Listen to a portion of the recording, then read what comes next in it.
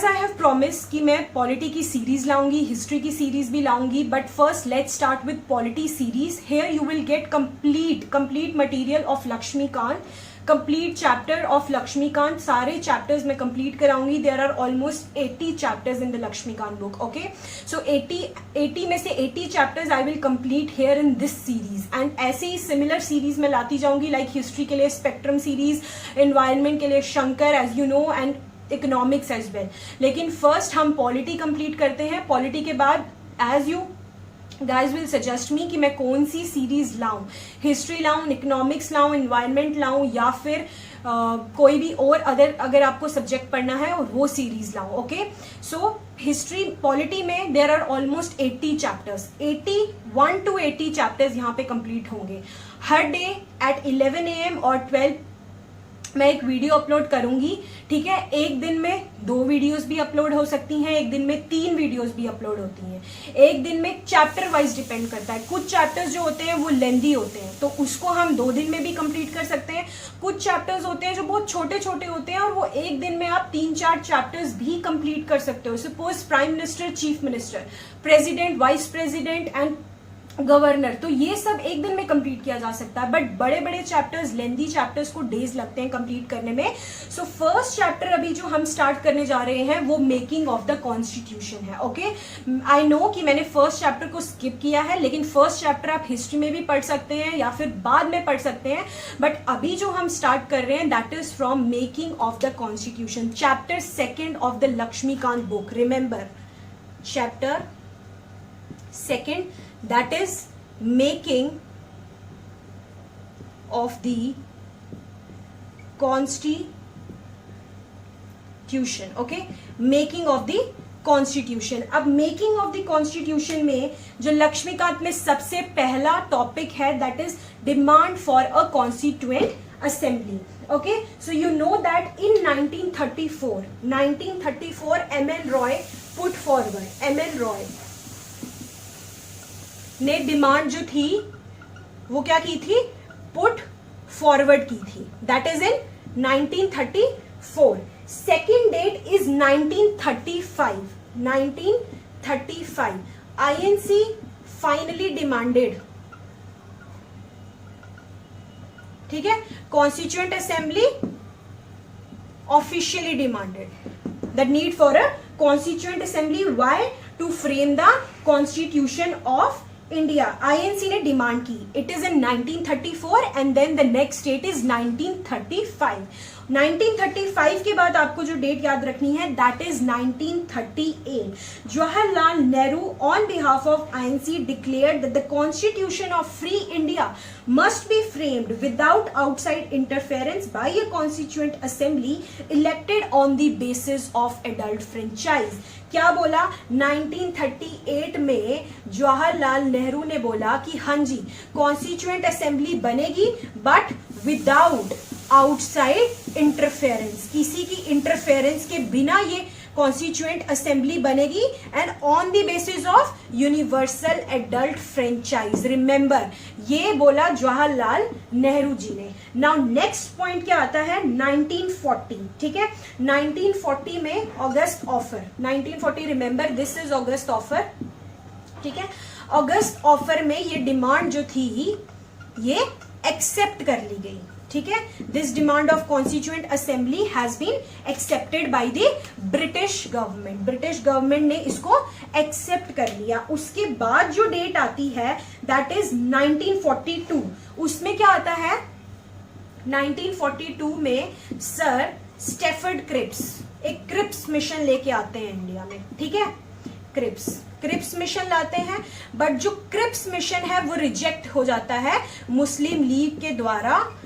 ठीक है, मुस्लिम लीग इसको रिजेक्ट कर देती है. अभी तक हमने क्या देखा? The first point that is the first topic, demand for a constituent assembly. 1934 में MN रॉय ने पुट फॉरवर्ड की demand.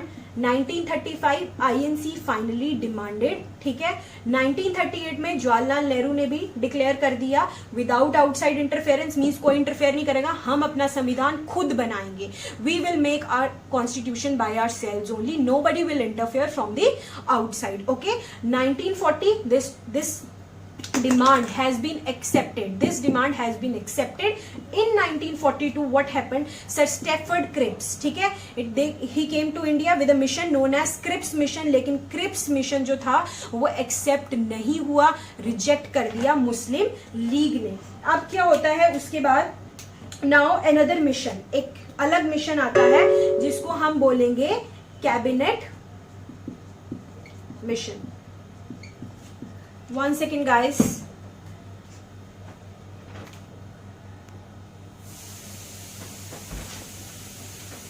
Okay, so cabinet mission आया. कैबिनेट मिशन की जो था वो एक्सेप्ट कर लिया गया, मतलब अब हमारी कॉन्स्टिट्यूएंट असेंबली बनेगी. You have to remember Cripps mission has been rejected and cabinet mission के अंदर अब कॉन्स्टिट्यूएंट असेंबली का फॉर्मेशन होगा. ये सिर्फ डिमांड है. कैसे कैसे डिमांड स्टार्ट हुई इतनी इंपॉर्टेंट नहीं है. You have to only remember that under cabinet mission plan ये ऑफर एक्सेप्ट हो गई. कैबिनेट मिशन में कौन कौन आया था? Sir Stafford Cripps, A V Alexander, Sir Stafford Cripps, A.V. Alexander and Lord Pethick Lawrence. Sir Stafford Cripps, A.V. Alexander and Lord Pethick Lawrence. Okay, these three people came to India with the cabinet mission plan. Remember, हो गया तुम्हें याद? 1934, 35, 38, 40 में accept हुआ, 42 में ये Cripps mission reject हो गया and then finally cabinet mission के अंदर ये एक्सेप्ट कर लिया गया कि हाँ भाई हम जो है तुम्हारी डिमांड एक्सेप्ट करते हैं. अब हम नेक्स्ट देखेंगे इसके बाद के wait,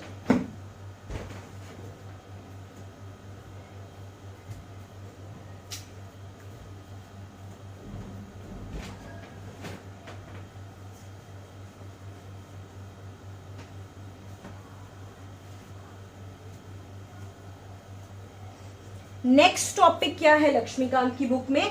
composition of the constituent assembly. अब पता चल गया भाई कॉन्स्टिट्यूएंट असेंबली बन गई कैबिनेट मिशन प्लान के अंदर.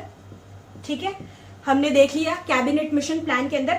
बट अब इसकी कॉम्पोजिशन क्या होगी? ठीक है, इसकी कॉम्पोजिशन कैसी होगी वो देखते हैं. सबसे पहले बताना है कॉन्स्टिट्यूएंट असेंबली कब बनी? नवंबर में बनी, 1946 में. इंपॉर्टेंट, याद रखो. इलेक्शंस कब हुए? जुलाई अगस्त 1946 में ही इलेक्शंस हुए. ठीक है, अब इसकी हम जरा कॉम्पोजिशन देख लेते हैं ध्यान से. Okay, composition. टोटल मेंबर्स कितनी थी? Total strength you can say, total strength जो थी हमारे पास वो थी 389. ओके, ये लक्ष्मीकांत की मैं बुक से पढ़ा रही हूं. जब भी आप ये वीडियो देखें आप लक्ष्मीकांत की बुक ओपन कर लें and each and every point has been will be discussed here. ठीक है, हर पॉइंट यहाँ पे डिस्कस होगा. जो जो लक्ष्मीकांत की बुक में लिखा है वो सब मैं आपको इजी लैंग्वेज में समझाऊंगी ताकि आपको जल्दी से कवर हो जाए. Total strength 389. Out of this 389 296 seats were allotted to British India. ये ब्रिटिश इंडिया को दे दी गई एंड उसके बाद जो 93 सीट्स थी वो प्रिंसली स्टेट्स को दी गई. राजा महाराजा जो थे उनको दे दी गई और ये ब्रिटिश इंडिया को दे दी गई. 296 एंड 93. अब इस सीट्स में से जो 292 मेंबर्स जो थे दैट हैव बीन, इसमें से जो थे 292 members they were to be drawn from the 11 governor provinces. ठीक है, 11 governor provinces and next 4 members जो बच गए. 296 है, 292 यहां पे 4 members they were to be drawn from 4 chief commissioner provinces, 1 from each. Okay, हर एक में से एक मेंबर. तो ये याद रख लिया हमने. क्या याद रखना है? Total strength 389. Okay, out of this 296 seats were to be given to British India, such a huge amount of seats. 93 were to be given to princely states. Now remember 93 को छोड़ दो, 296 से देखो. 296 से जो 294 है, सॉरी 292 जो है the members were to be drawn from 11 governor provinces और जो 4 मेंबर्स बच गए हैं वो कहां से होंगे?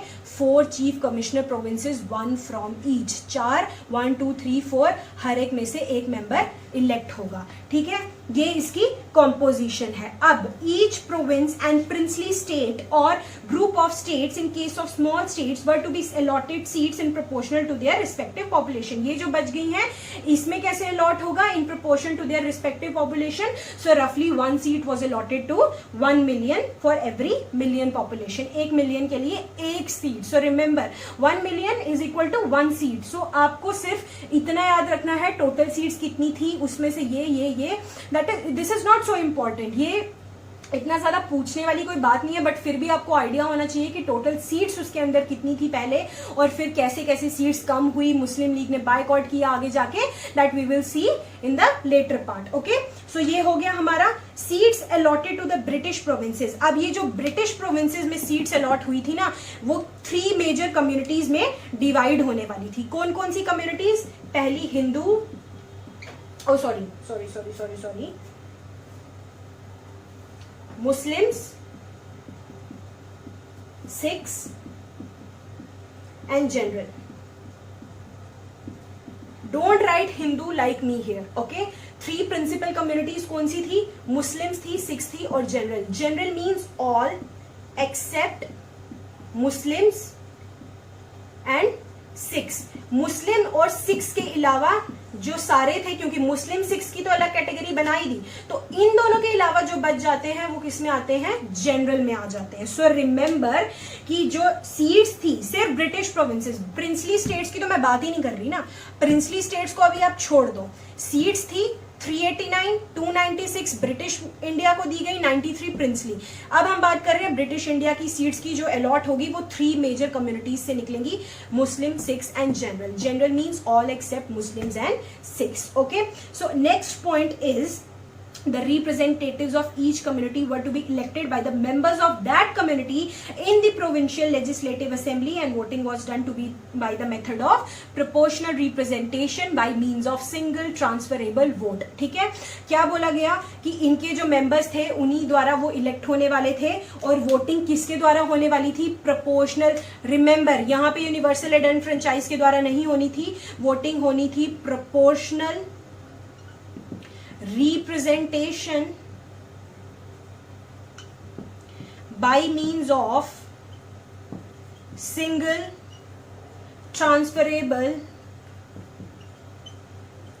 vote. Okay, so voting was to be done by a method of proportional representation by means of single transferable vote. इसके द्वारा वोटिंग होने वाली थी। ठीक है, अब representatives of the princely states were to be nominated by the, अब ये कैसे होने वाले थे? इनको तो चलो इलेक्ट कर लिया, कैसे इलेक्ट किया? Proportional representation by means of single transferable vote. ये सिर्फ ब्रिटिश प्रोविंसेस की बात हो रही है। The seats that to be divided into the British provinces, वो किसके? 3 कम्युनिटीज थी, और वो इलेक्ट कैसे होने वाले थे? ऐसे। बात आती है प्रिंसली स्टेट्स की। प्रिंसली स्टेट्स में जो लोग थे, जो प्रिंसली स्टेट्स के हेड थे ना, उनके द्वारा ही उनके रिप्रेजेंटेटिव्स नॉमिनेट होने वाले थे। तो आपने देख लिया यहाँ पे नॉमिनेट हो रहे हैं by the heads of the princely states, यहाँ पे क्या हो रहे हैं? इलेक्ट हो रहे हैं। Elect, nominate. सो क्या हम कंक्लूड कर सकते हैं? Constituent assembly is partly elected and partly nominated. Y?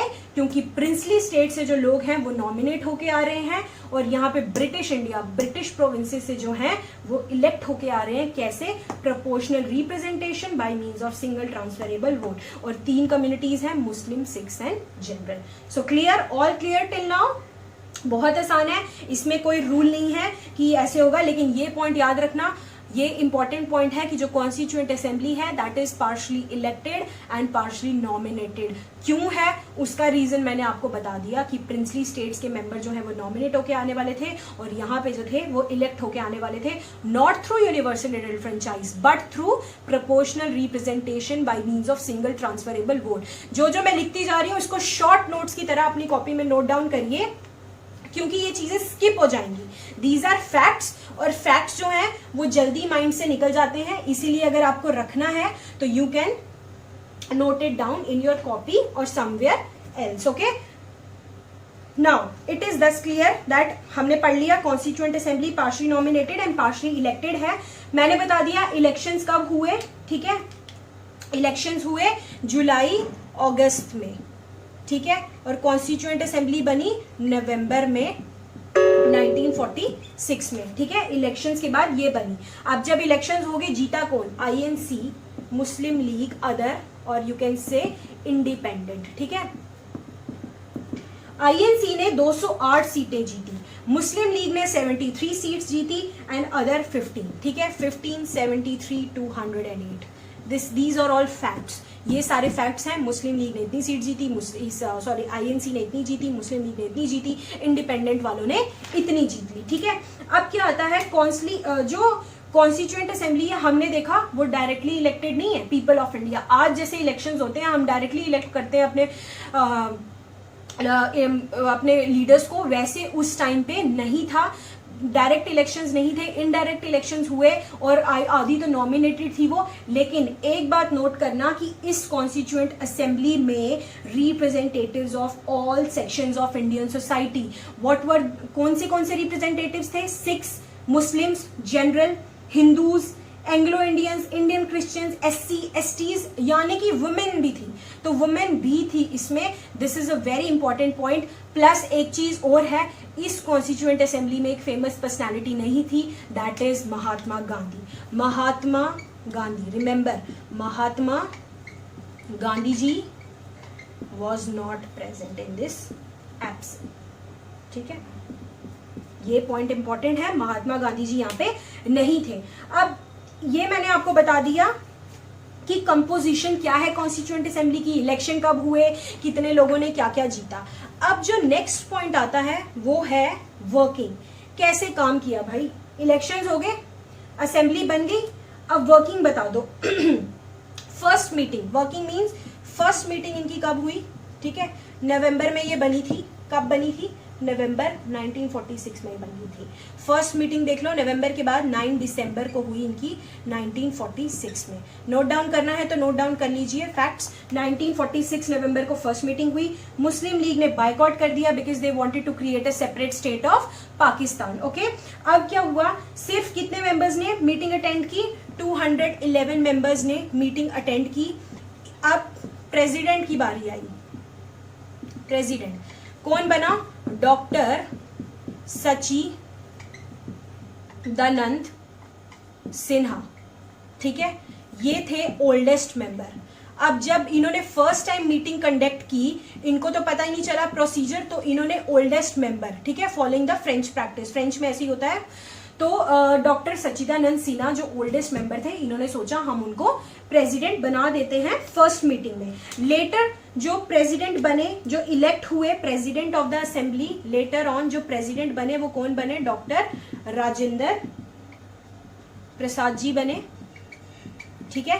तो ये आपको याद रखना है कि temporary president was Sachchidananda Sinha and later on the president was doctor Rajendra Prasad, ठीक है, राजेंद्र प्रसाद बन गए। वाइस प्रेसिडेंट्स के अगर मैं नाम बताऊं, ठीक है, तो VT कृष्णमाचारी और HC मुखर्जी वाइस प्रेसिडेंट,